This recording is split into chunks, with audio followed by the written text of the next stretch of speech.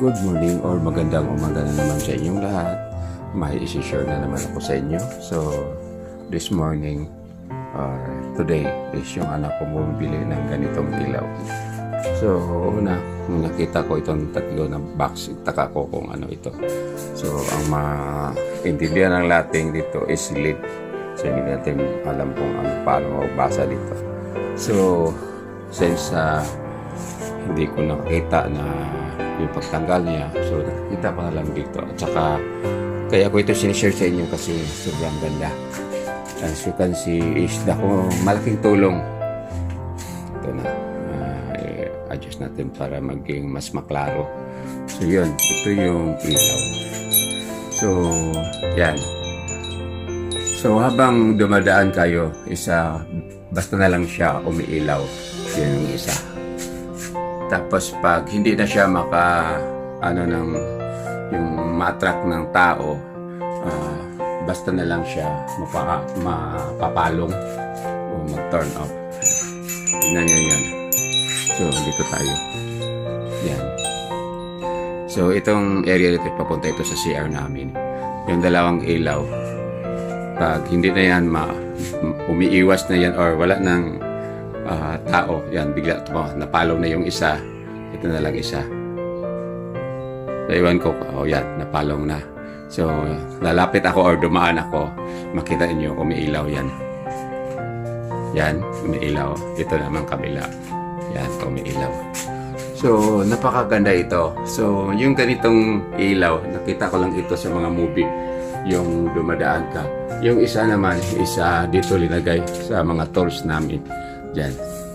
So, bigla na lang siyang umiilaw. So, after how many seconds pag umalis na kayo dito sa area na ito, bigla na lang siyang mapalong. So, sa ngayon, ang binili namin is tatlo pa lang because it is tag 100 pesos yung isa. Pero sinabihan ko yung anak ko magdagdag ka ng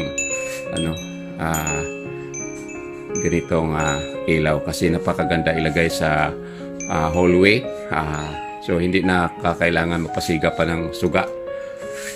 Yun. So yung last na ilaw, pag hindi na yun makadetect sa akin, napalong na.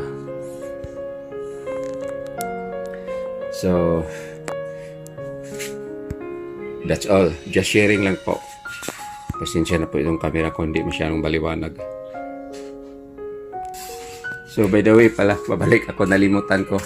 Sa may ilaw na naman. So this one is yung mounting dito is magnet mount. So yung isang kapiraso is yung magnet nandito sa kayo nang bahala kung saan nyo ilagay yung magnet.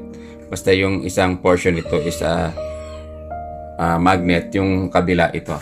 Makita nyo yung ganyan. That is the metal. May kasama ng sticker.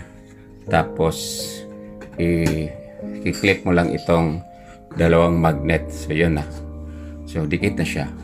So kunin ko para makita nyo. Ito is almost maglubat na. This is a rechargeable light. So almost maglubat na siya. So ang kailangan dito is mayroon siyang type C dito sa likuran banda, yun kita ninyo. Type C charging port. So yung charger nito is sa cellphone lang. Then yung sensor niya, dito yung sensor sa pinaka-end. Itong tinuturo ko sa kamay ko, yun ang sensor niya. So itong ilaw, pag hindi nito makadetect ng tao, yan, mag-iilaw pa yan. Pag hindi na yan makadetect ng tao or your heat siguro, maski hayop pwede, or ibon or anong klaseng hayop na dumadaan, mag-turn off yan. Yan, papalong yan mamaya. Yan, palong na. Tapos, para makita niya, ko yung kamay ko sa malapit. Yan. Umiilaw na siya.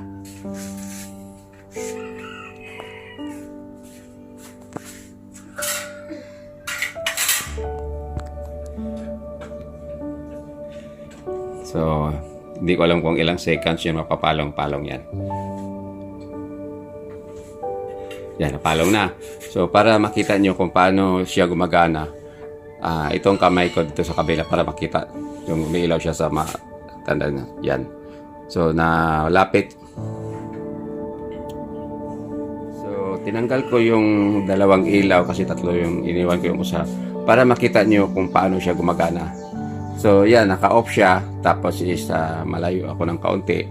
So, hindi siya nakadetect sa akin. Kasi yung detection nito is parang ilang degrees yata. So, tignan nyo yung kamay ko. Ilapit ko. Yan. Umiilaw na siya. So, mga how many inch? 3 inch umiilaw na siya yung kamay ko. So malayo kasi wide ang coverage niya. Sa around mga 3 meter plus makadetect na siya ng tao. Basta ma-sintro ka lang sa sensor niya, umiilaw na siya kaagad. So, tingnan natin kung ilang seconds yan bago mapapalong yan. Yan. So, napalong na naman. So, para sure, dito. Yan. Kita nyo, umiilaw na naman. So, kaya ko ginagawa itong video just for na lang kung sinong may gusto. Kasi maganda kasi ilagay kasi sinabi ko sana ko order ka pa ng marami.